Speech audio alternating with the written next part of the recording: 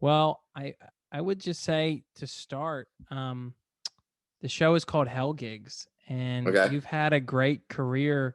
You know, you've done so much, and I feel like it's nice to when you've gotten so many things to really look back at all of the things that you've done wrong or that you didn't know to say no to. You know, remember those early years when people go, "Hey, do you want to do this show in a backyard?" and there's no microphone and we can't pay you, and you're like, yeah, definitely, of course.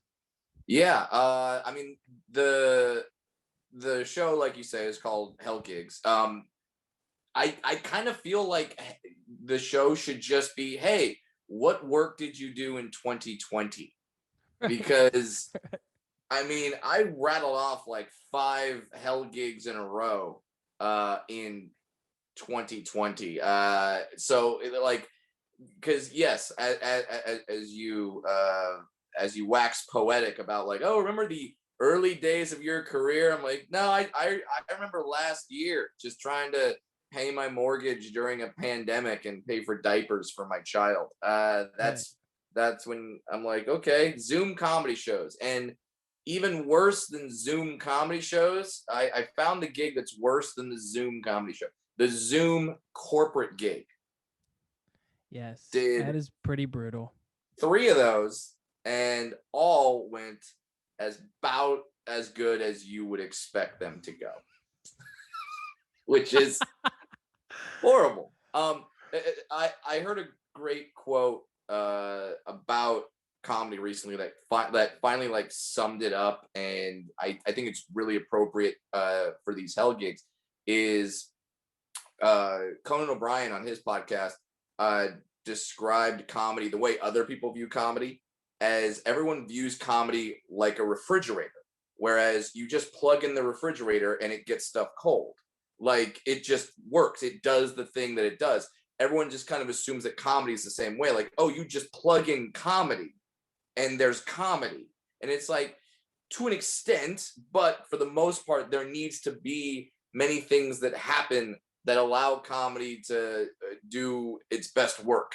And many gigs that I'm sure have been talked about on this show, and especially corporate gigs, don't plug any of those things in, and they just expect comedy to work. One thing about the Zoom corporate gig that I did, I had done a couple of Zoom shows, which I felt like I found the sweet spot. The way to make Zoom comedy shows work is that you unmute like maybe like 10 to 12 people. And so just to have that laughter, you let them know they are not that we can hear them. And you just kind of say, hey, your job is to like you have to drive this show. It's laugh, shut up for you. That is it. It's laugh, Right. shut up. That is all. That is all you are allowed to do. Laugh, shut up, to quote Todd Glass. So yes, and we did that for a Zoom corporate gig, and I let the people know, hey, this is what you do. And the person who organized the gig was very enthusiastic about that. She emphasized that to all the people involved, and she was very like, no, this is how we make this thing work. Oh, and you guys will be unmuted.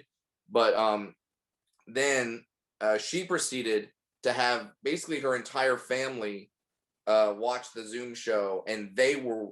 She also insisted on being one of the ones who was not muted, and in her family was kids, and kids. Not only do they raise eyebrows if I do a joke about a donkey punch or a dirty Sanchez, and they have questions about that. Uh, Kids also ask a lot of questions, and of course they do. They're in their own house, like they think it's a TV show where you can turn and talk to the adults and stuff like that. I totally get it. I don't blame the kids.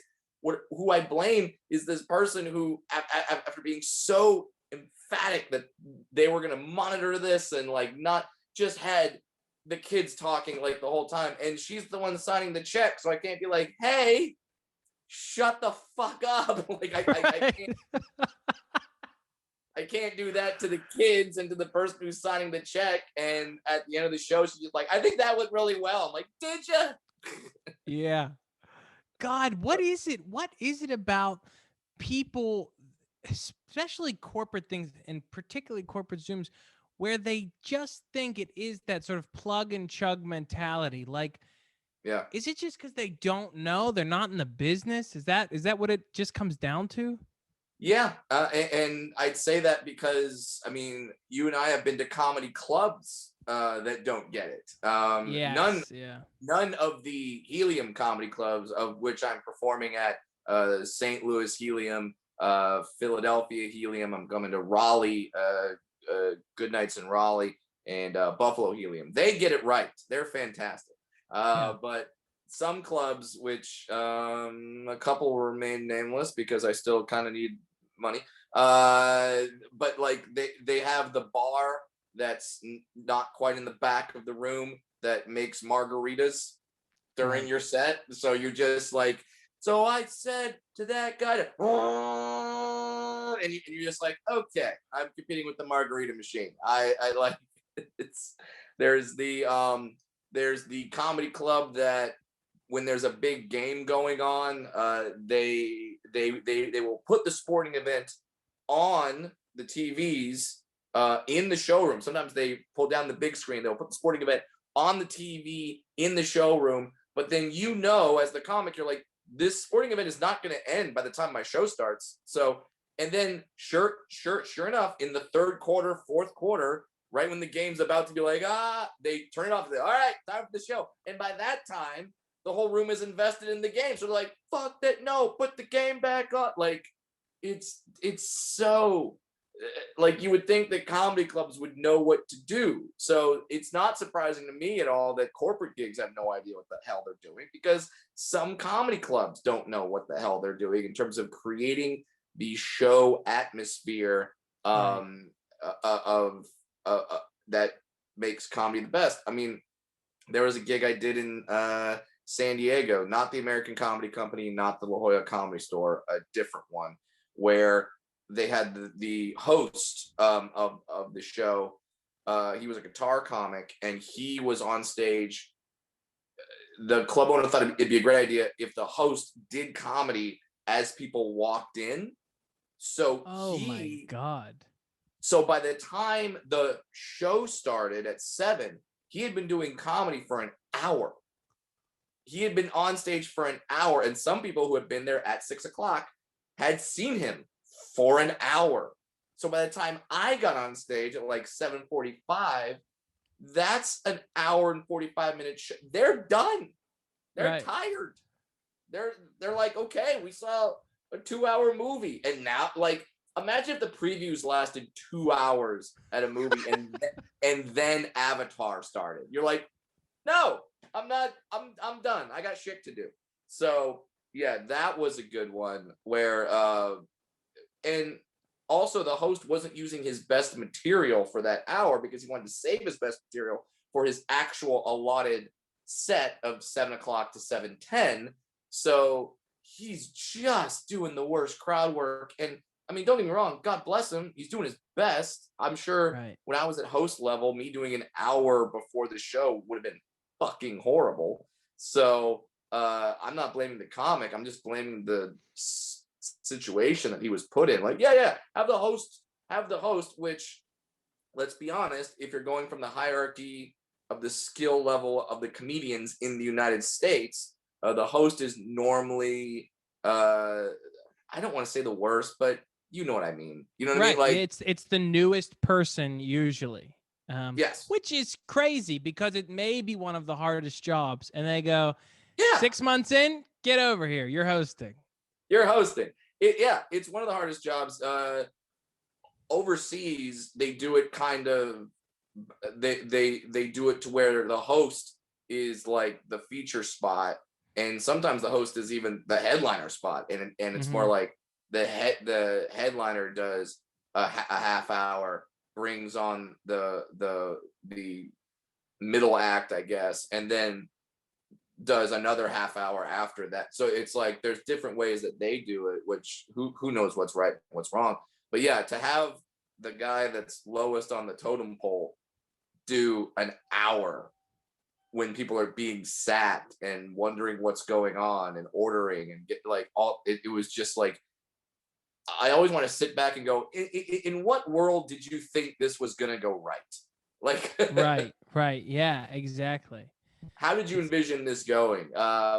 Whereas, like, there was another time where I was doing New Year's Eve, and New Year's Eve for a comedy club and a comedian is always just like you just keep thinking about the paycheck. That's it, because yeah. it's almost always a shit show. Uh, and there's so many ways that you can mess up a New Year's Eve show, and there's so many ways, but there's only one way you can really do it right. And it's amazing how many clubs and gigs do not do this. Whereas it's like, oh no, we'll pass out noisemakers at the beginning of the show at 10:30. It'll be fine.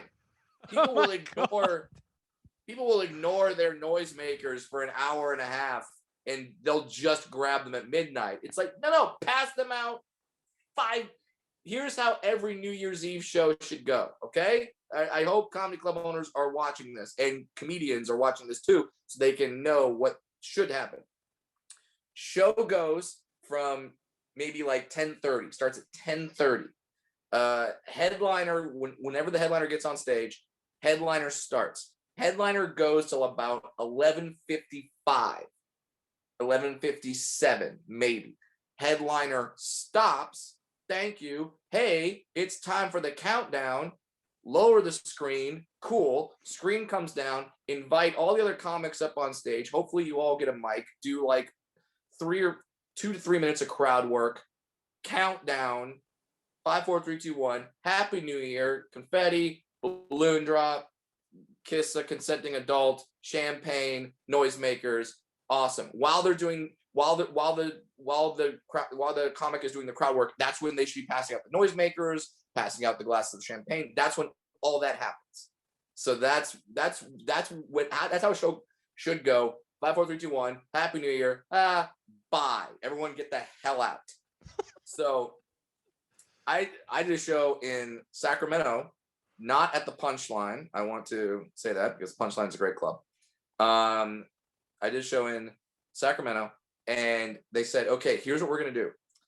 At 11:30, you're gonna end the show, and then we're gonna clear out the show, clear out the room, and then we're gonna decorate the room, and then we're gonna have everyone come back in at 11:55, and then we're gonna do the countdown.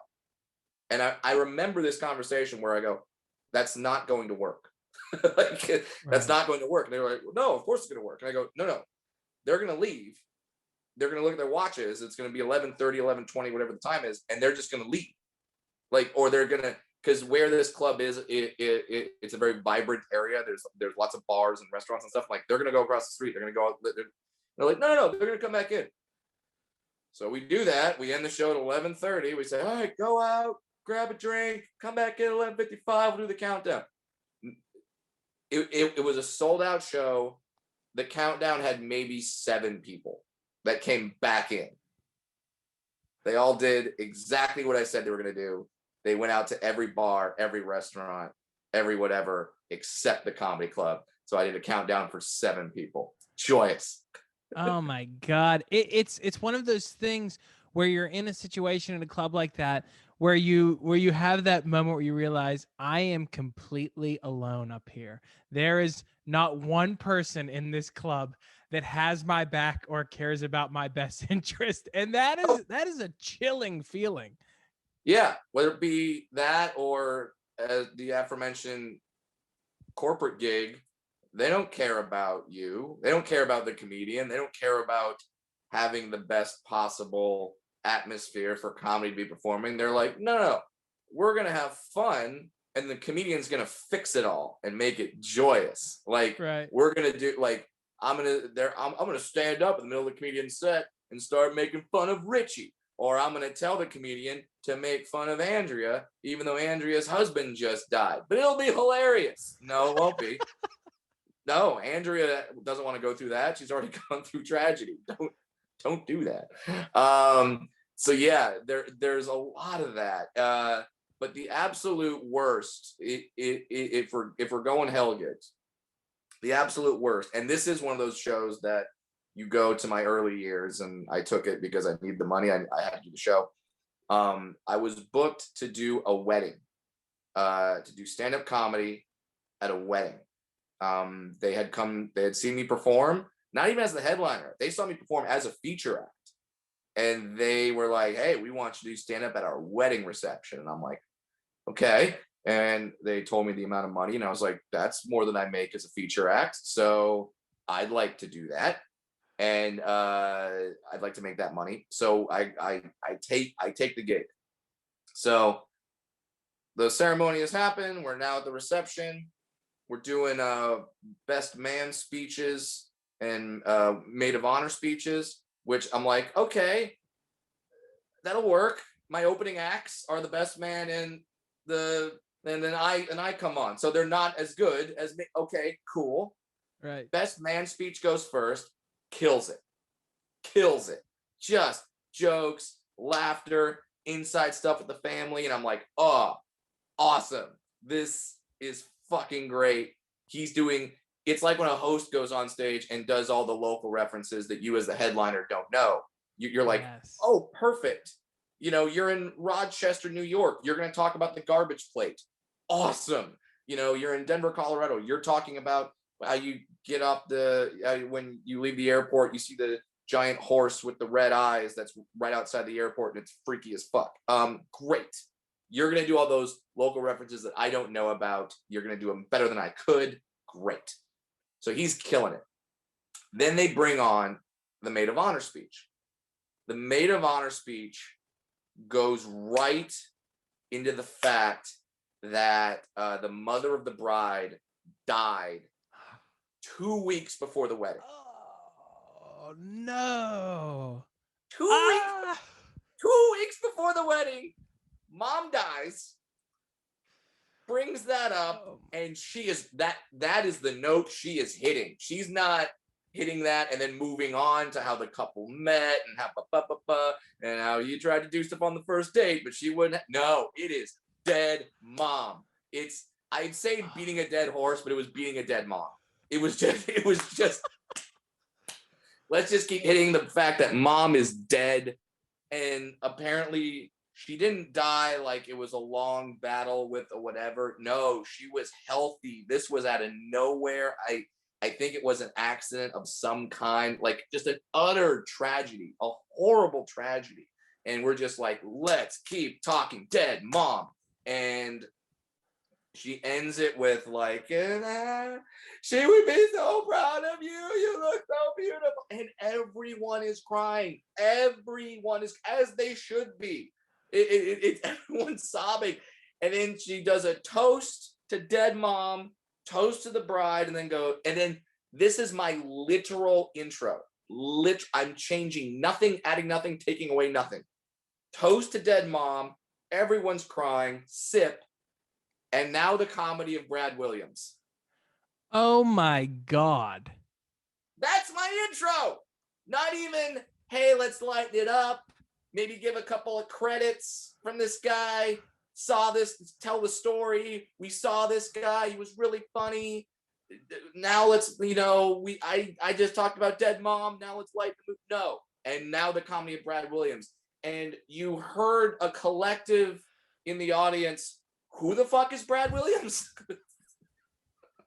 Why should we pay attention to him after dead mom? We shouldn't. And they had no reason to. I wasn't very good. I was okay, but like, that was the ultimate hell gig. And to say that I bombed is an insult to every comic who has bombed. I did not bomb. Whatever's worse than bombing, that's what I did in that gig. And to the point where I was laughing. I was just like, there's no way. I can't save this. I can't. Right. Like, even at that point, I learned a few tricks. Now I got a few ways that I could save shows if they're not going well. That one was just like, no, it's not going to happen. And then you just keep saying like, all right, they told me I had to do 30 minutes. And it's like the Bill Burr video where you're just counting down. You're like, all right, 20 minutes left. Okay, let's keep going. And right. 10 minutes left, and you're just counting down. And as soon as I said, thanks. I left. They told me stay for the wedding, have dinner, no, fuck all. I'm out. Like I just left and let them talk about the horrible stand-up comedian that tried to make them laugh after dead mom for 10 minutes. Oh my God. And that's the worst part where you go, I know I have some tricks that would get me out of a situation like this, but I've met my match. Like I have no tools for this situation. None. Nothing. There's no stand-up boot camp that goes, all right, now we're gonna simulate a wedding show after a dead mom after a dead mom toast. No, there's nothing like that. So, and I wasn't far enough along in comedy to where I could save that. I was still in the area where my act was my act. I didn't venture off the path. I mean, even now, could I save it? Maybe, but it'd be tough. It'd be a tough show. My God. And when you're in that moment, like not even pre getting onto stage, but when you're on stage, you know that sort of feeling of like going, I know this is only going to get worse and I'm stuck up here. I can't get off. Like, yeah, there is that moment where, oh, that's such an accurate, that's so good, where it's like, yeah, this is the first joke bombs and you're like, oh, that's as good as this show is going to be. Like, there, it's only going to get worse. Every reaction is just going to get worse from there. It's like, I mean, because like you're gonna lead with a good joke there. You're not gonna lead with like, well, let me try some things. Like, no, you're like, oh crap, I gotta dig myself out of this hole. Let's go.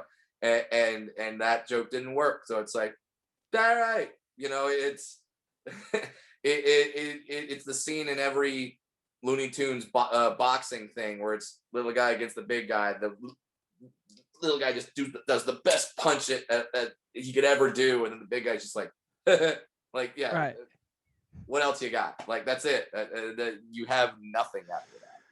Yeah. You're just standing on stage. Someone once told me no matter how bad it could be, the worst thing that could happen to you is on stage is you die, like actually die. And I think there are times like that where you go, I might actually die. Like this could kill me. Yeah. I mean, but then there's times where I look at my show and I go, if I died right now, I'd be fine with it. And not because I'm doing poorly, because I'm doing really well. And I'm just like, this is it. Like, this is the peak. Life can't get, someone actually did that. Albert Brooks's father. Yes. Albert Brooks. Bob Einstein and Albert Brooks. Yeah. Bob Einstein, who people may remember as Super Dave Osborne. And he passed away, I think, last year, maybe the year before. But yes, Albert Brooks's father was an old like Catskills Borscht Belt comic, and he did a roast. And after his set, he killed. He went back to his plate, dead. Yeah, had a heart attack. Dead. And they didn't know for a while. I think the story is Milton Berle was on stage, like actually making fun of him as he's dead. Right. Because they didn't know. You're just like, right. Wow. Like, but when you think about how I want to go, I go like, yeah, that I want to have the best set of my life, and then just cool deuces. Yeah. I'm out of here. It's funny because you mentioned like you knew things are only going to get worse. I'll mention this club because I think they'll book me again anyway, and I don't think they do this show anymore because of too many stories like this. There's a comedy club, the Baltimore Comedy Factory, and I don't know if they're still open. I hope they are. And they would do 3 shows on either Friday or Saturday, but the last show was a midnight show, $20, all you can drink. Oh my God. Now, you're a comedian. How awful do you already know that that's going to be? I mean, that is like nickel beer night at the Cubs baseball game. Like that is just you're asking people to fight. Yeah, $20, all you can drink. So I'm like, well, the room is not filled with comedy fans. The room is filled with people that want to drink. Right. Like they hate the fact there's a comedy show getting in the way of their drinking, and that was it. That was this. So I was up on stage trying to entertain. It was not going well. At some point, a guy from the audience walks up on the stage, and he blitzed out of his skull, like just that drunk where there's like nothing there, nothing there. And he kind of goes up on stage, and he starts doing the Dougie. He just starts like, God. and no music except for the music playing in his head. Right. And he's just doing the Dougie, and I kind of make fun of him a little bit. I roast him a little bit, but this is like trying to fight someone on PCP. Like the jokes have no effect. He just stays up there, keeps doing the Dougie, and the audience isn't even reacting to him. That's how bad I'm bombing, and how bad the situation is. Is there's a guy on stage doing the Dougie. The audience doesn't give a shit about that either. So like, we're all bombing. He's bombing. I'm bombing. Right. Like everyone's bombing. And I go, all right, guy, like you're done.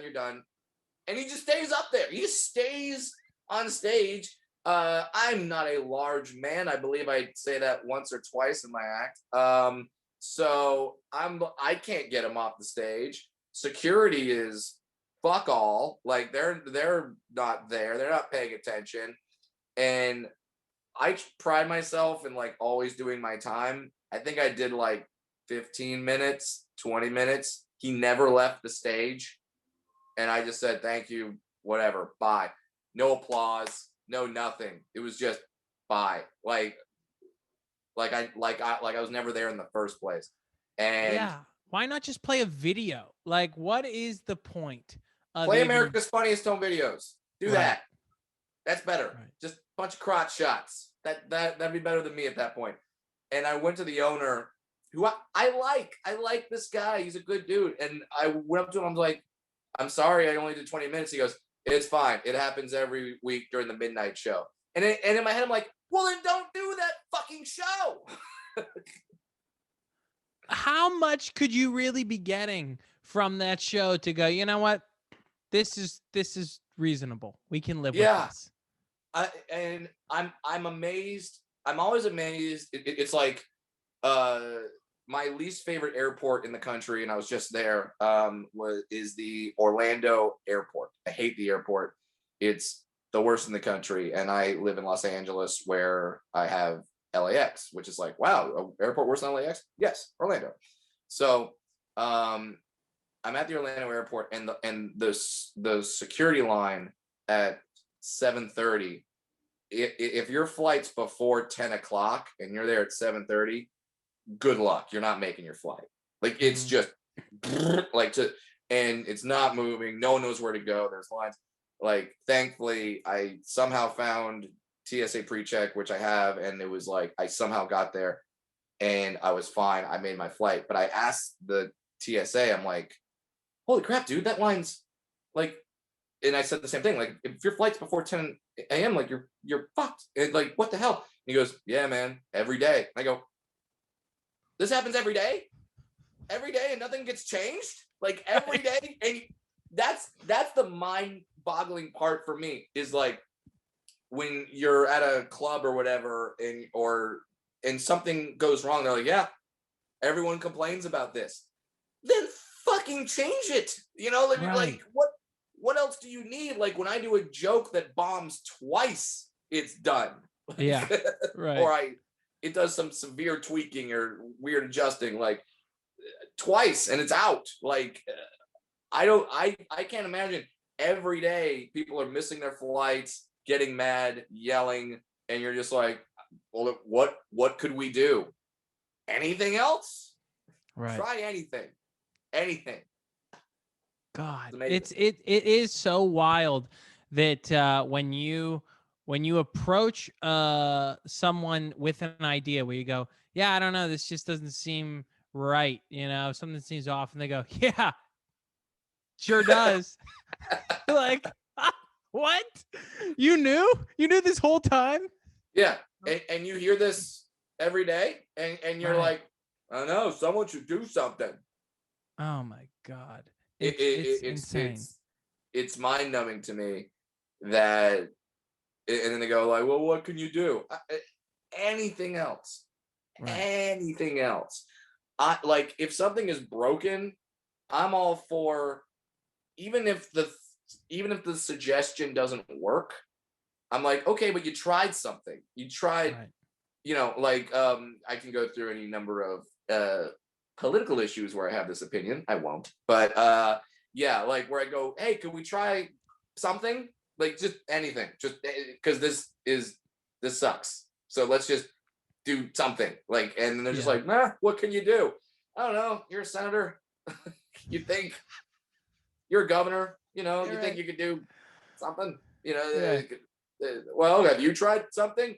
Oh, the comedian. Okay, yeah, yeah. Sorry, I didn't know it was my job because We do that. We do that. We take it on ourselves where we go, I'm bombing. I'm not doing well on this midnight show. I need to fix this.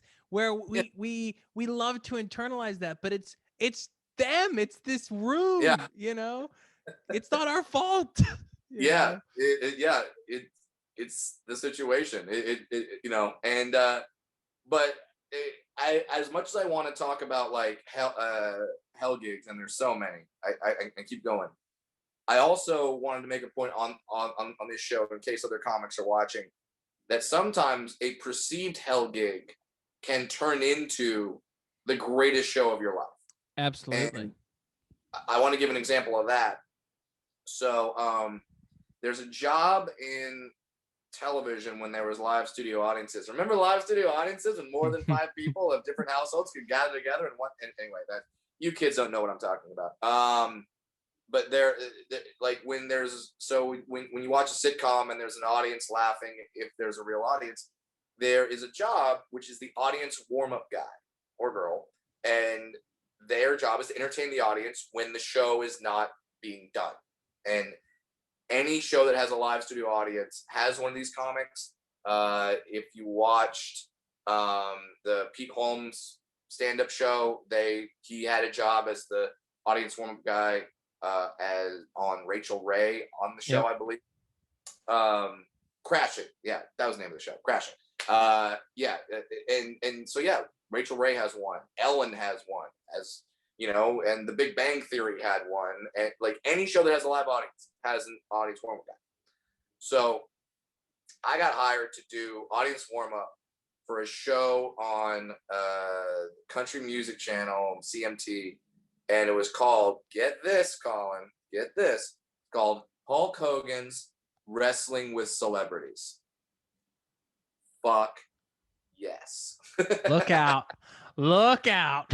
So I'm a wrestling fan, first of all, so let me just put that out there first. So I'm like, Hulk Hogan's Wrestling with Celebrities. They want me to be all right, I'll do it. And when I say celebrities, let me tell you the lineup that we had. First of all, Frank Stallone. Okay, he was on it. Not Ian Ziering, but Nikki Ziering. And if you're like, who's that? Exactly. Trishelle from The Real World was on it. Oh my God. Todd Bridges it was on it. Danny Bonaducci was on it. Of course he was. Yeah. Of course he was. Dennis Rodman, who actually had a match on WCW Nitro before that, but he was on there. Rodzilla.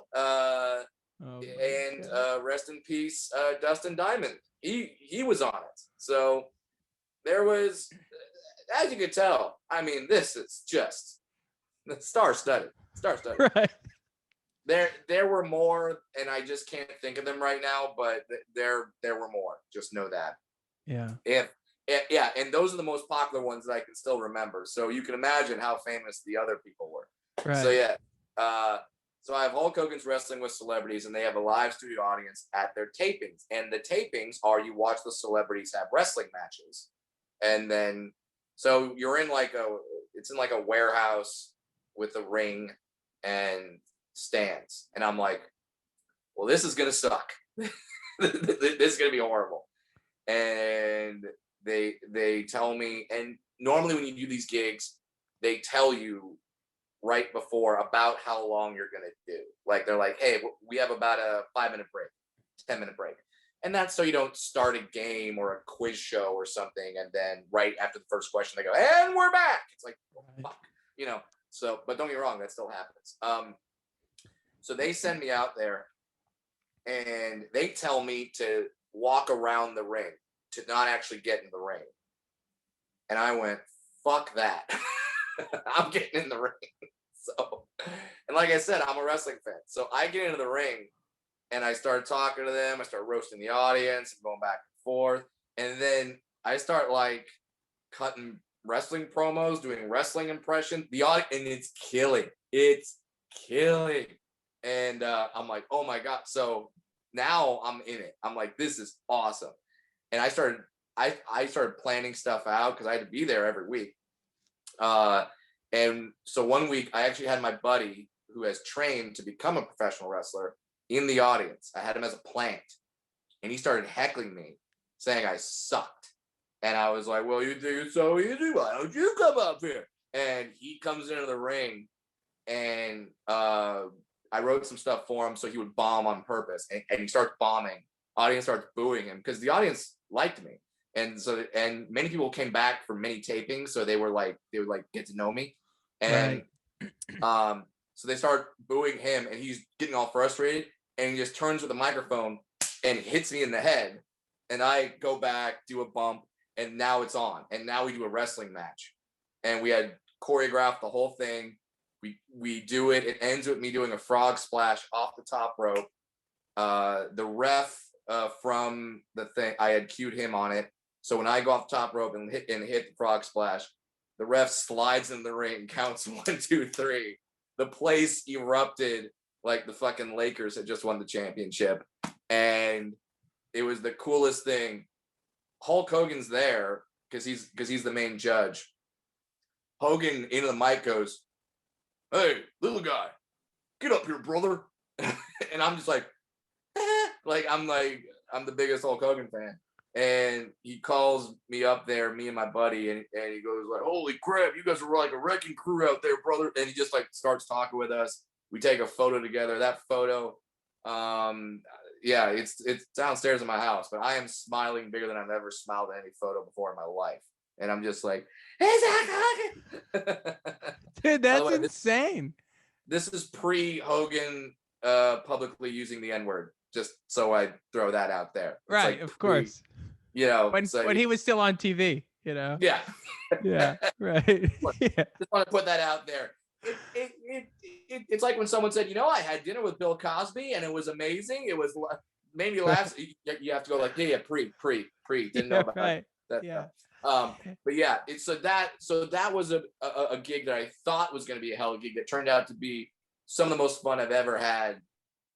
Because I would I would try wrestling moves in the ring. Like I was doing Rey Mysterio's 619 move, which is, just Google it, and it's awesome, and the crowd would go nuts. I would try to do stuff off the ropes. For anyone who thinks the ropes are like rubber bands, they're not.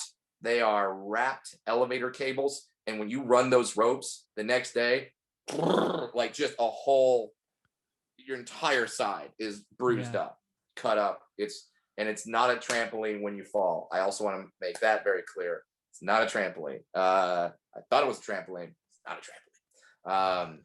Shit hurts. So, but yeah, but other than that, it's awesome. And that was some of the most fun I've ever had doing a show where I thought it was going to be a hell gig. Yeah. Yeah.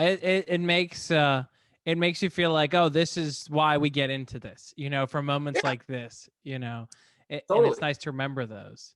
Yeah, you know. and very few things are better than when you have like little to no expectations, and then it turns out to be a good show. Yeah. Like if you're going on stage, if you're doing the Saturday night early show at Helium in Philadelphia, where I will be appearing in 4 weeks, you know that's going to be good. Right. But it's when you're doing the midnight show at the Baltimore Comedy Factory that's $20 all you can drink. If you can make that good, that's when it's like it's a surprise, and it's also a feather in your cap where you go, if you're ever faced with another one of those situations in the future, you can handle it. You're going to be okay. You've figured out moves like we discussed earlier, tricks that you can get out of it. So hell gigs are necessary. They are necessary for any comedian, and any successful comedian who's now like just killing it on the road, and where very few times they have a hell gig. No successful comic will be like, I never had one. All my gigs have been great. They've just been sold out across the country, and never a problem, never a drunk person, never a bad situation. Like Jerry Seinfeld still does corporate gigs. Right. And I bet he hates them. He hates them. It's it's like you said, it's a necessary thing, Yeah. Yeah. I mean, hell, another one that comes to mind, this was during the past year, a very wealthy person, I'll just say that, was having a birthday party, and instead of having celebrities come to their birthday party, they had celebrities come on their Zoom.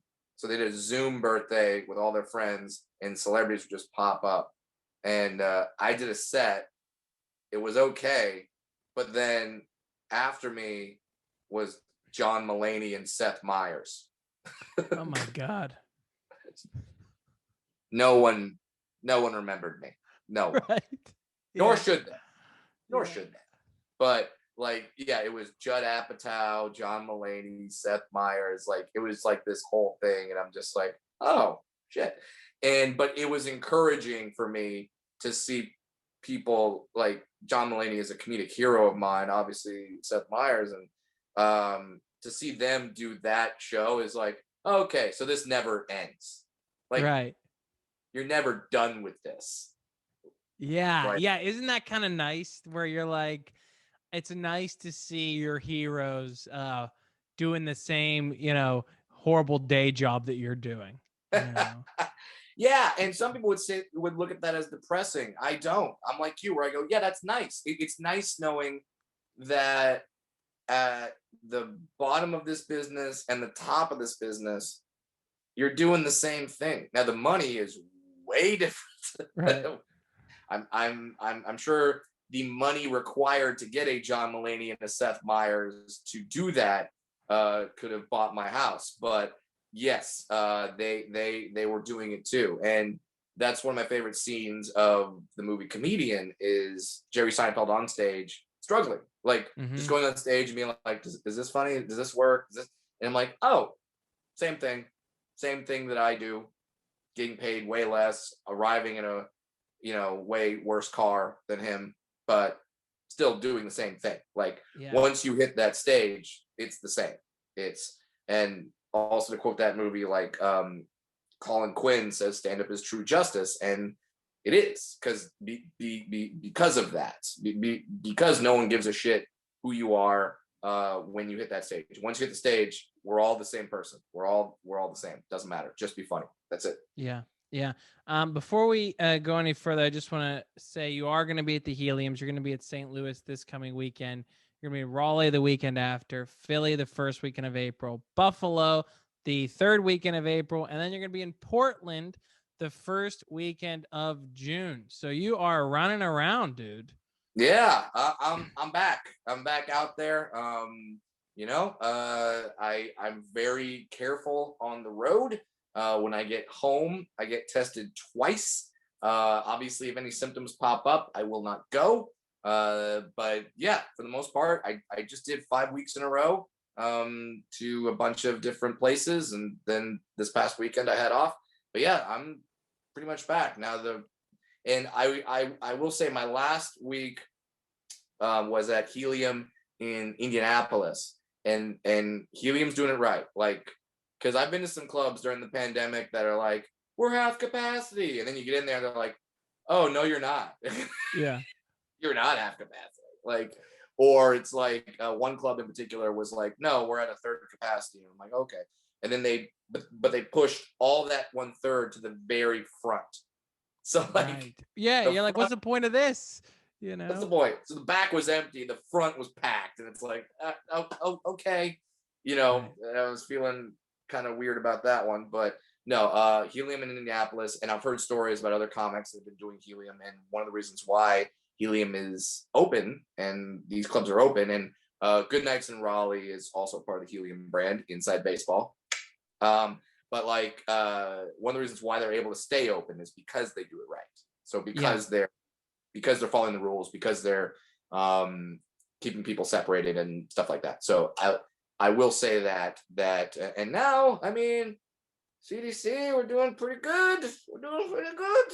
I'm not saying go to the show if you're 84 and immune compromised. I'm not saying that.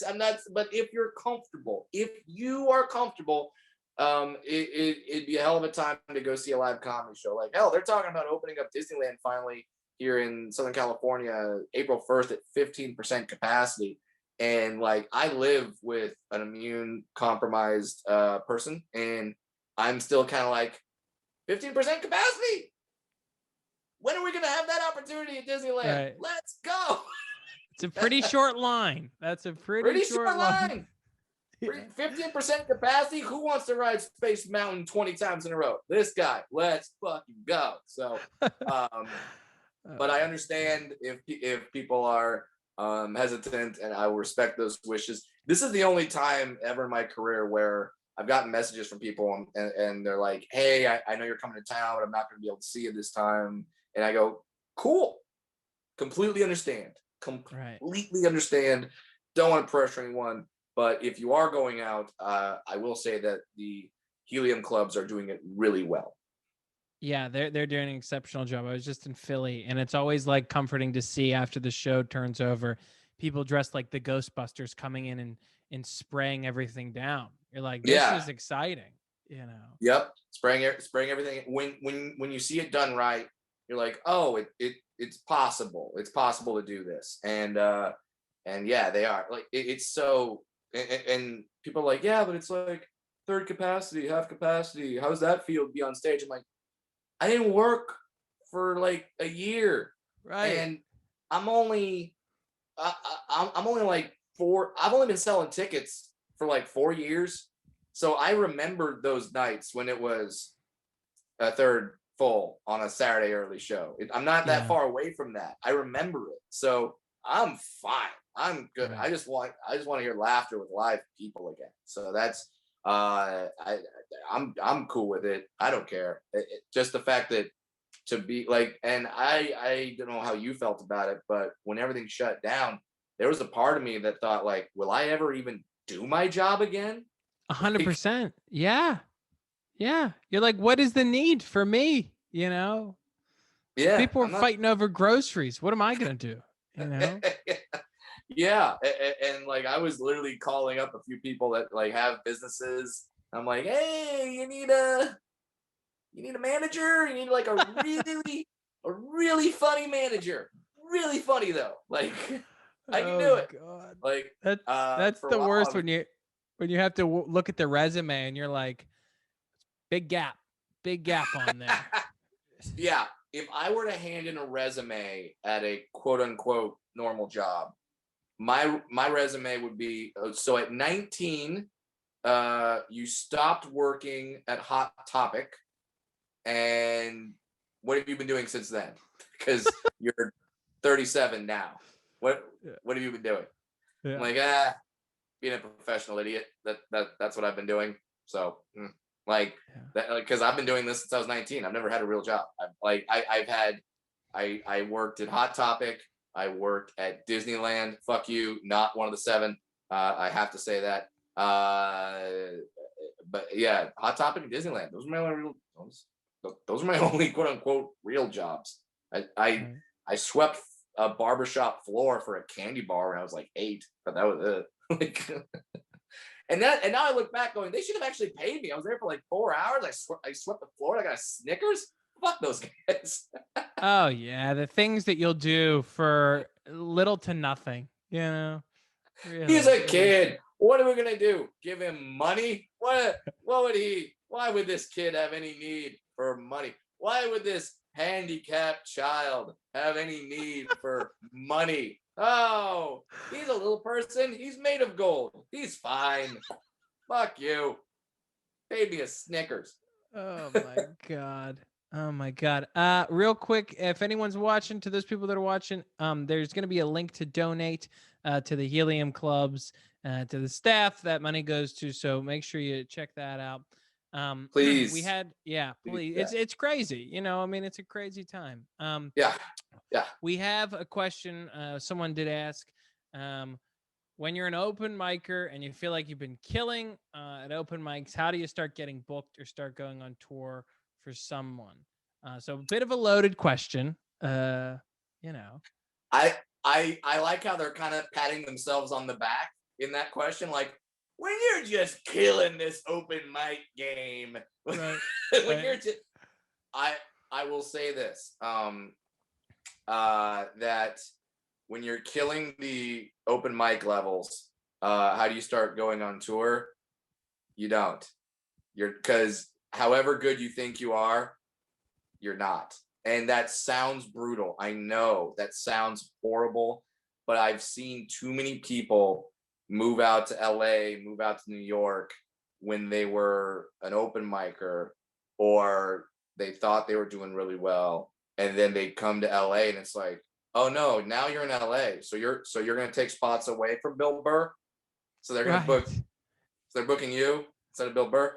Um, the thing that you do, uh, Neil Brennan gave some amazing advice in terms of getting that next level.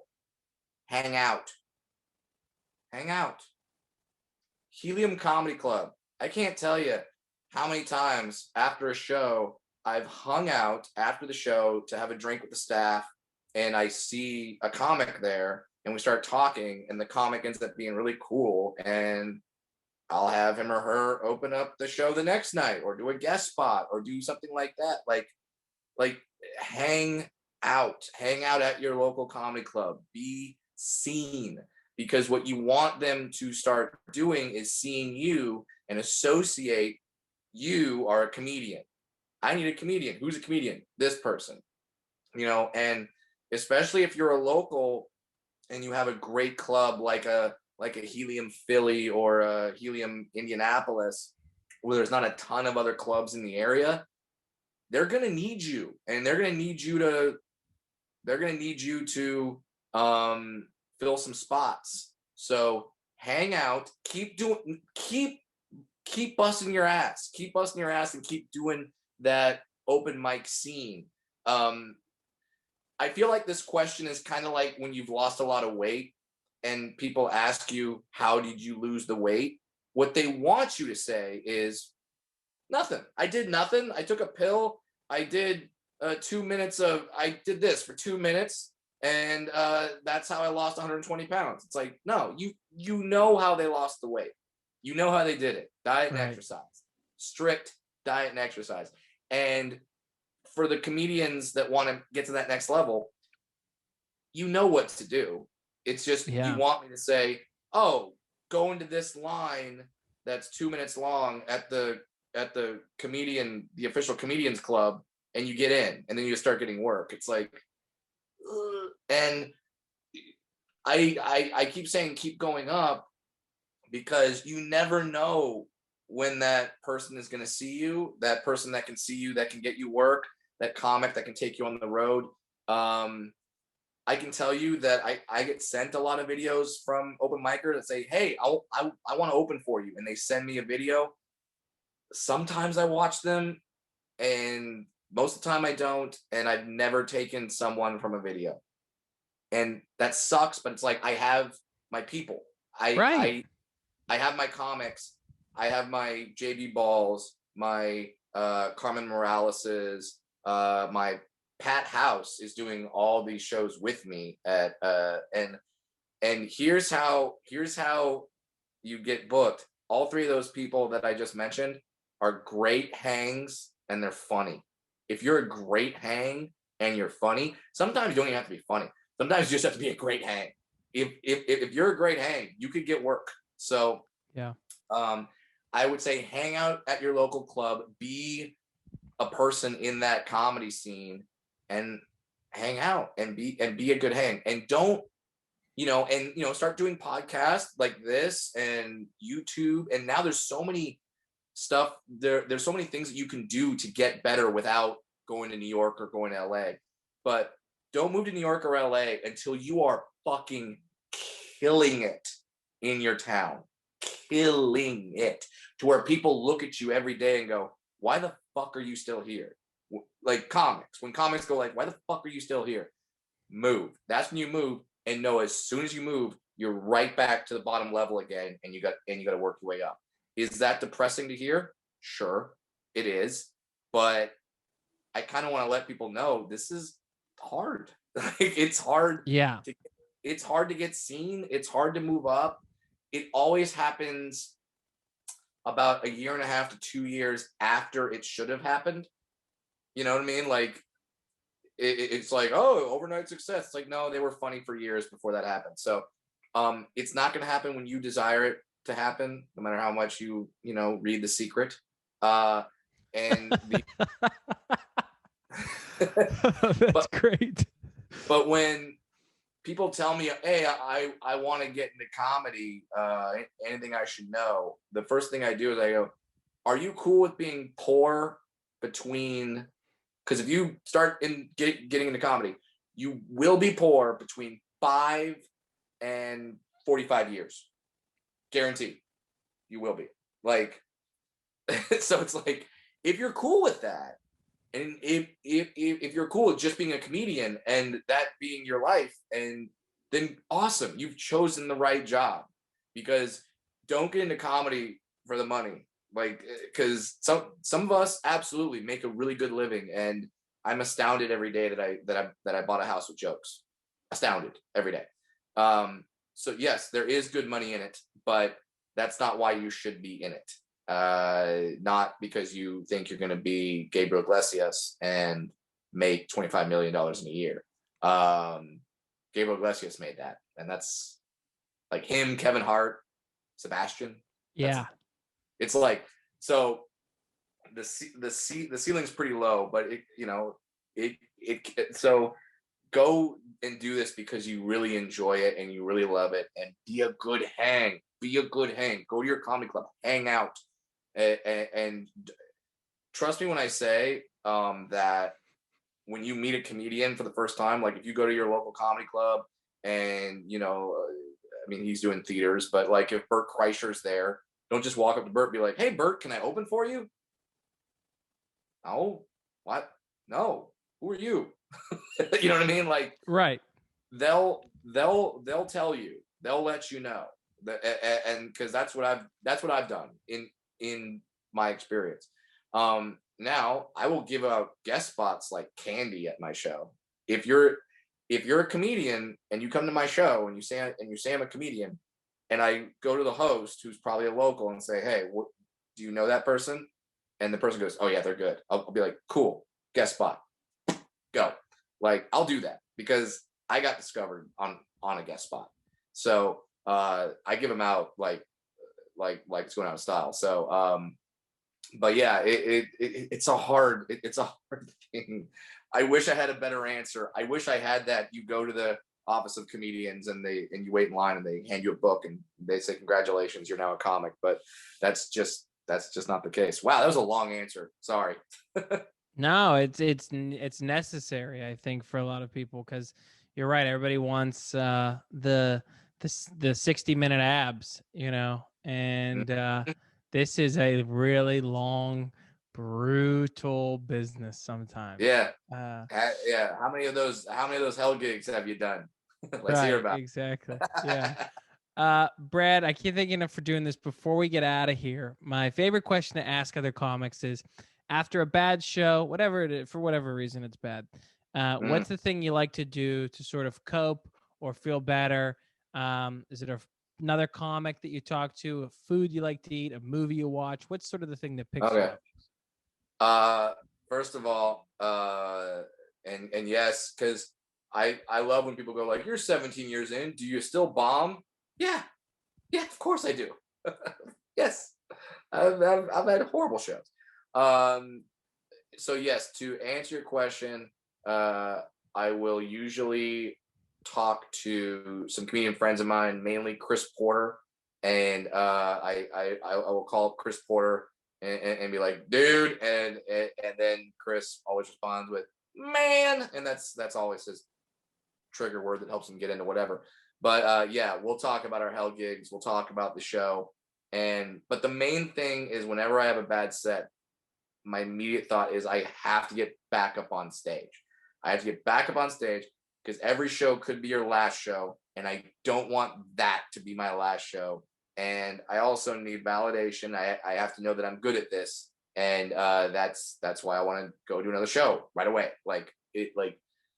If I bomb the early show, awesome. I have a late show to wipe that fucking taste out of my mouth and do a great show. But so the answer is I immediately have to get back up on stage. I was with JB Ball. It was a great comic, by the way. Great young comic. I was with him in Washington, D.C.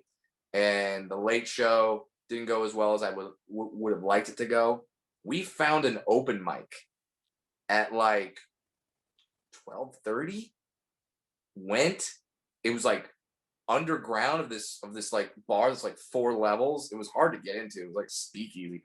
And I showed up, did a 15-minute set, and was like, ah, cool. I feel good now. So immediately get back up on stage and I'll call Chris Porter. That's what I'll That's do. great. That's great. Brad, I really appreciate this.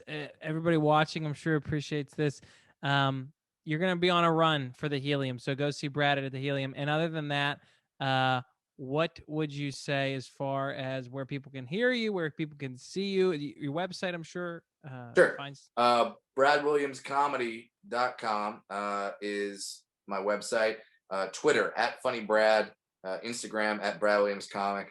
I'm not on TikTok yet. I don't. It's maybe one day. I'll give in. I don't think anyone wants to see my 37-year-old dwarf ass dance to videos. I don't know. I'm old. Get off my lawn. I don't understand it yet. I will. But so yeah, Twitter, Instagram. I have 2 specials that are currently running on Amazon Prime. I have Fun Size and Daddy Issues that you can watch on Amazon Prime. And then I'm part of the Degenerates on Netflix. If you want to see me on the Degenerates on Netflix, I'm season 1. So you can watch that. And yeah, Twitter, Instagram, website. I'm coming to your city. I'm back on tour. Let's go. Let's get vaccinated and let's get back to the business of making people laugh and have fun with their lives. right on, man. Thanks again for doing this. I appreciate it. Appreciate you, my friend.